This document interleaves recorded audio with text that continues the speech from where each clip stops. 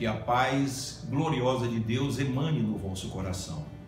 Eu tenho uma palavra de Deus para você sobre o tema esquecendo para avançar e avançando para esquecer.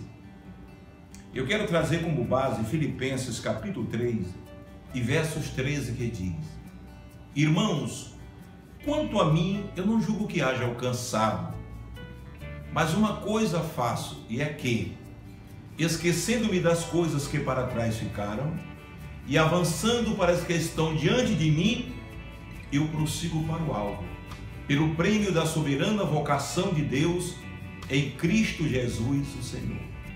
Então, meu querido, você deve atravessar momentos difíceis, porque nesta vida existem desertos, montes, vales, rios, oceanos e mares. E às vezes nos mares nosso barco fica à deriva, precisando de um timoneiro, precisando de alguém que venha acalmar as tempestuosas ondas do mar. No deserto precisamos de um oásis para dessedentar a nossa sede. E assim por diante. Às vezes nós criamos desertos na nossa vida. Quando o sentimento de perda, o sentimento de sofrimento, em decorrência de alguém que nos feriu, de alguém que te ofendeu, e vem a tristeza, vem o pesar, e a mágoa passa a tomar conta do teu ser, e você começa a entristecer-se, e parece que a vida vai perdendo o sentido. Eu quero citar alguém na Bíblia, para que você venha fazer uma conclusão de como Deus é importante, e que no meio dos oceanos e mares existe um Deus que guia bem o nosso barco ao porto seguro, que nos desertos desta vida vem oásis para acalmar a nossa sede, aliviar a nossa alma. Nós vemos o exemplo de José. José é um menino exemplar, um bom filho, querido do seu pai, organizado, fiel e obediente a seu pai. Em detrimento a essa qualidade que ele tinha, ele foi nocauteado pelos seus irmãos. Talvez seja isso acontecendo com você.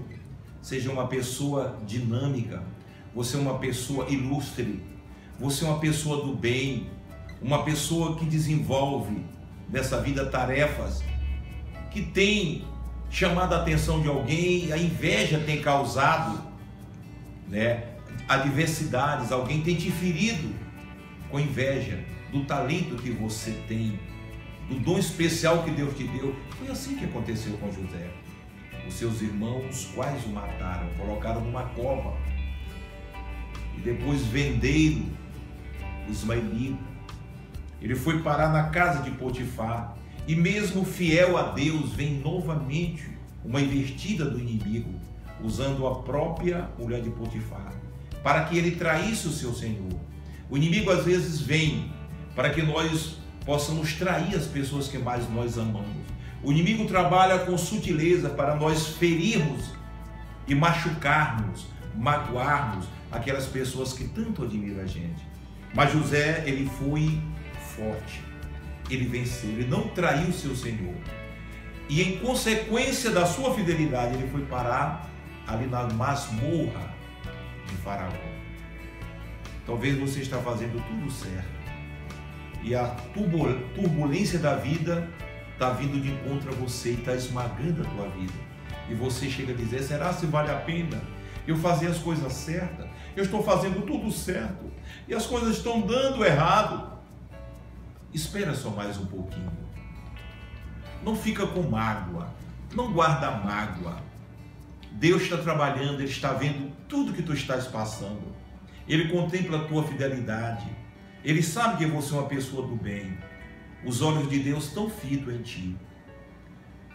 Vamos voltar aqui para Moisés. A Bíblia diz que Moisés, sendo grande, ele deixou de ser chamado, ele esqueceu o trono do Egito. Deixou de ser chamado filho da filha de Faraó, tendo prazer antes em sofrer com o povo de Deus, do que por um pouco de tempo o gozo do pecado, porque ele via grandes vitórias no vitupério de Cristo. Foi traído pelos seus irmãos, Vocês já perceberam tanto que Moisés sofreu?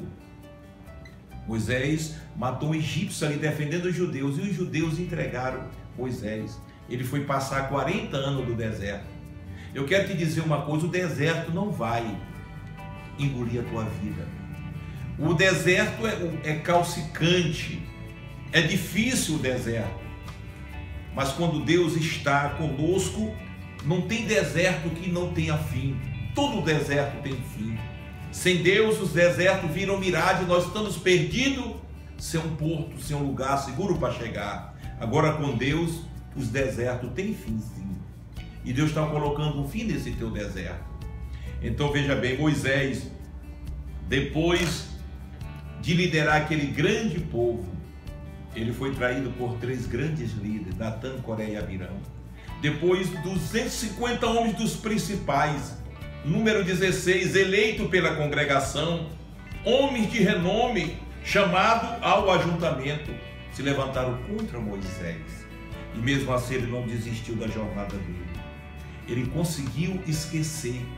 Você sabe por que José, Deus pôde completar a sua obra da vida de José?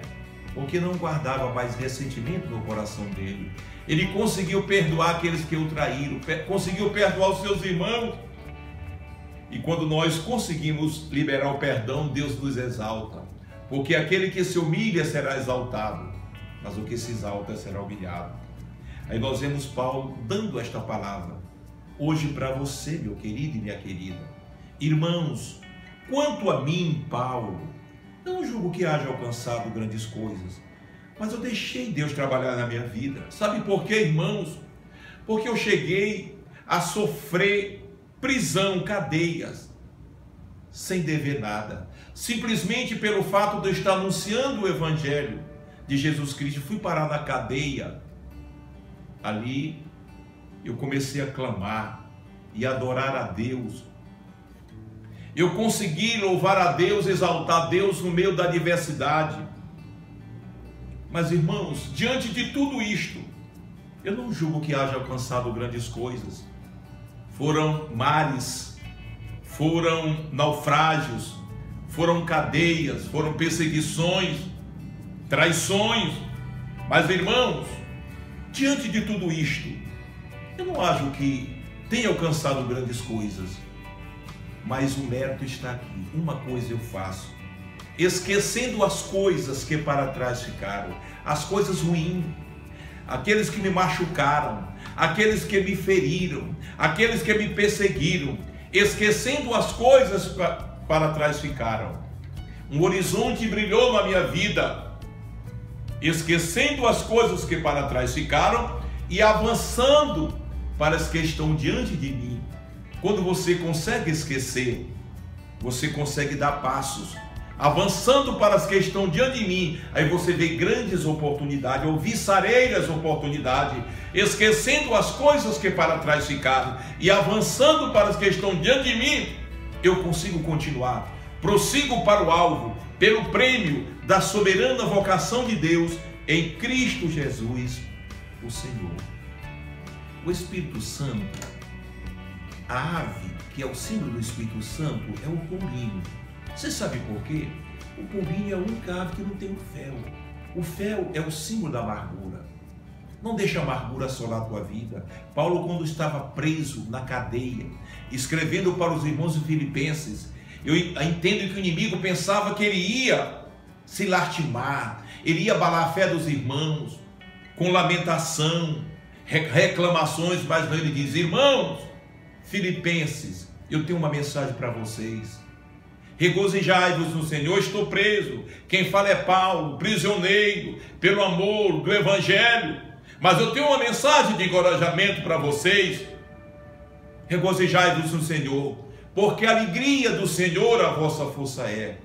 Te alegra, perdoa, consegue esquecer, porque a partir do momento que você esquece, você vai avançar. E quando você consegue avançar, você prossegue. E quando você prosseguir, você vai alcançar o alvo, aquilo que Deus tem preparado para você.